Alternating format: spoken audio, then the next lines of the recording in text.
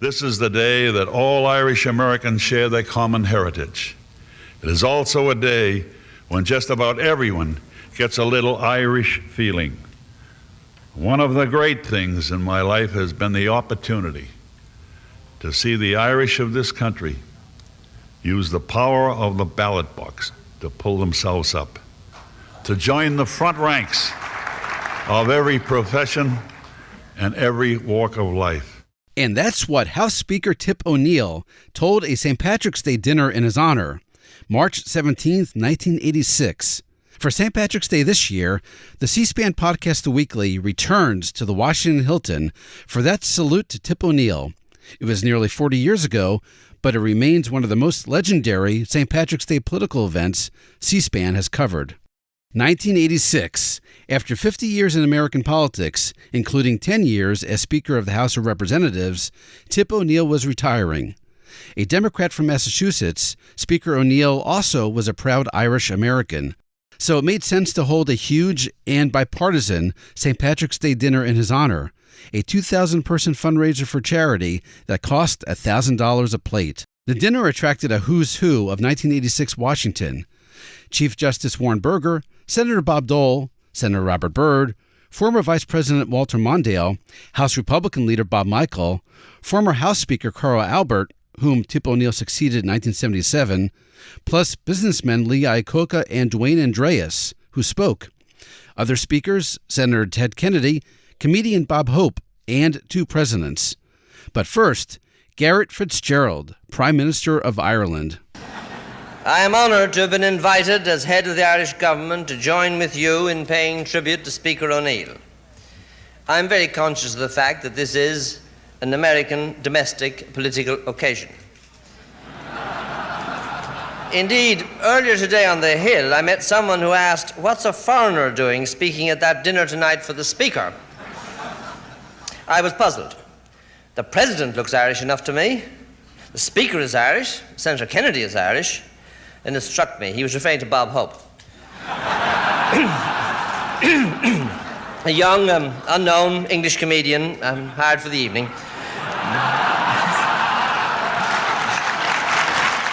We'll get to Bob Hope in a moment, but up next, that Monday night in 1986, paying tribute to the retiring Democratic Speaker, a Republican, wearing a green shamrock on his lapel, here is President Ronald Reagan. Ladies and gentlemen, I want to begin tonight by saying how touched I am to know that Tip wanted me here this evening. Why, he even called me himself last week and said, "Mr. President, make sure you don't miss the dinner Tuesday night."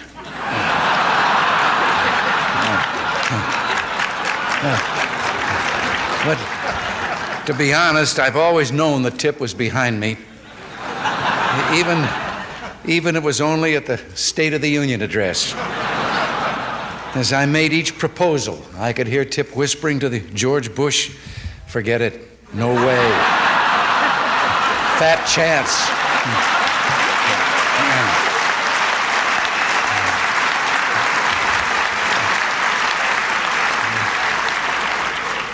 I think it was inevitable, though, that there'd be a standoff between us. Imagine one Irishman trying to corner another Irishman in the Oval Office. But despite all this, Tip wanted me here. He said that since it was March 17th, it was only fitting that someone drop by who actually had known St. Patrick.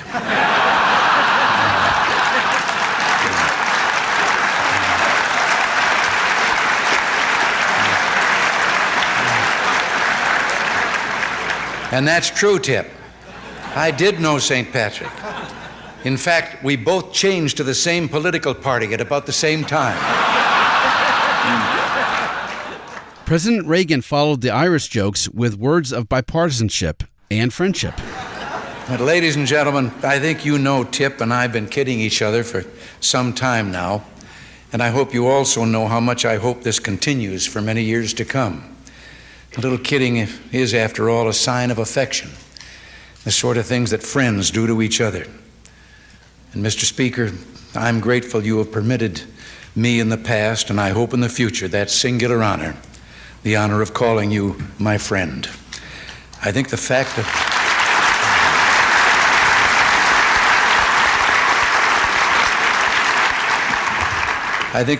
of our friendship is testimony to the political system that we're part of and the country we live in. A country which permits two not so shy and not so retiring Irishmen to have it out on the issues rather than on each other or their countrymen. Speaker O'Neill thanked President Reagan this way. Your charm, your humor, your wit. Sometimes when I get up in the morning, I said, don't let it get you, old boy. You're a beautiful individual, Mr. President. Thank you for being here.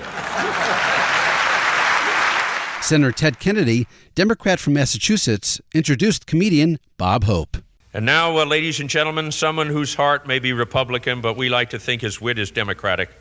The funniest man in the world who has given America a million memories, Bob Hope. And here are some of the jokes told by the man whom Senator Kennedy described as the funniest in the world. Tip O'Neill has announced his retirement. He's going to ride off into the sunset. That should be a hell of a collision.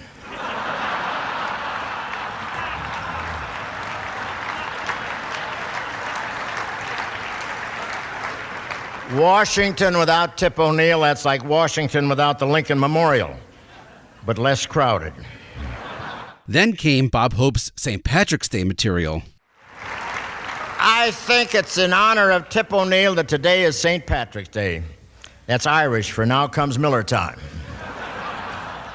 You have to wear green on that day or a leprechaun will bite you. And that's dangerous because these guys only come up this high.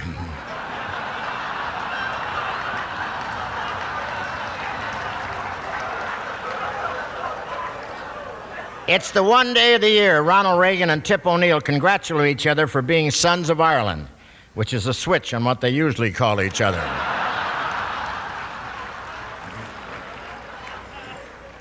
But it's great that St. Patrick's Day comes before April 15th. We get one last look at the green before the government grabs it.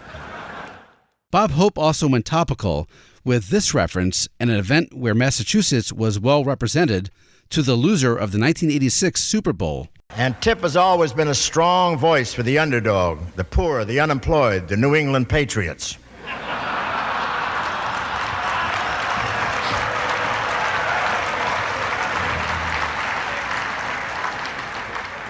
Somebody asked the Patriots if they would go for drug testing. They said, hell yeah, we'll test any drug you have.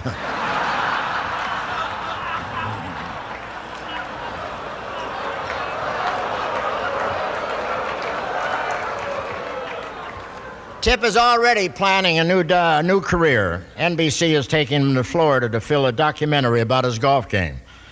It'll be called Miami Slice. You heard earlier President Reagan make a joke about Speaker O'Neill at the State of the Union address, sitting next to Vice President George H.W. Bush.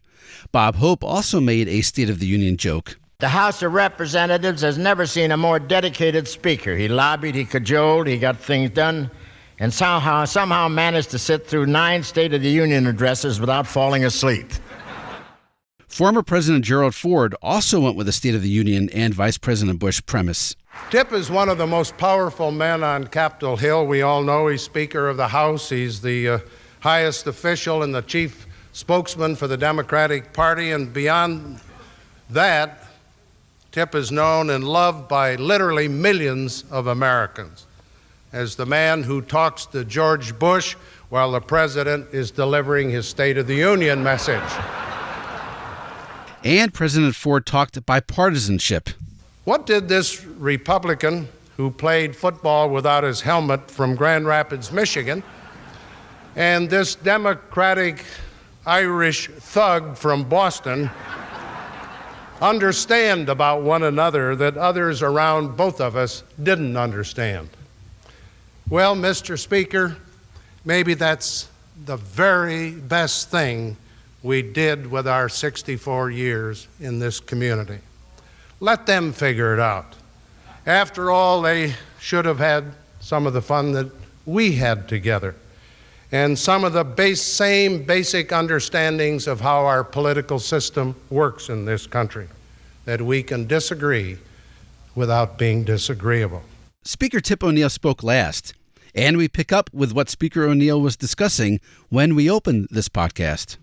One of the great things in my life has been the opportunity to see the Irish of this country use the power of the ballot box to pull themselves up, to join the front ranks of every profession and every walk of life. And over the years, I have seen many other groups in the country follow the same path. They too have used their political strength to force open the doors of opportunity and advancement. To me, the American Revolution did not end with the battles waged on Bunker Hill, or in Saratoga, or even Yorktown.